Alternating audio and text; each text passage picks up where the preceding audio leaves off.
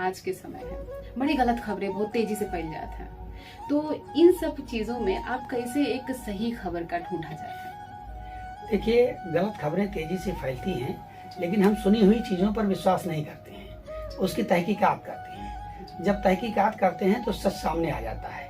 जैसे हाल ही में अगर मैं एक उदाहरण देना चाहूँ तो अभी एक आरोप लगा और जिसमें स्कैंडल, सेक्स स्कैंडल से जैसा आरोप था, लेकिन वो फेक था पूरी तरह से, क्योंकि एक अज्ञात व्यक्ति ने एक अज्ञात महिला की ओर से, फर्जी नाम की ओर से एक एप्लीकेशन मतलब डाक से चिट्ठी भेज दी और उस पर जांच बैठ गई।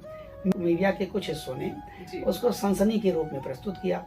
जब वो जांच हुई तो पूरी तरह से फेक कंप्लेंट, फेक आरोप और फेक व्यक्ति जिसकी ओर से शिकायत की गई थी, फेक महिला निकली। हमने जब उसकी पूरी तरह से तहकीकात कर ली, विश्वसनीयता हो गई, तब हमने खबर उसको प्रसारित की। तो पत्रकार को ध्यान देना चाहिए कि शिकायती पत्र वो भी शिकायत करता अगर ना मौजूद हो, सामने आपके ना हो, तो उस पर भरोसा ना करें।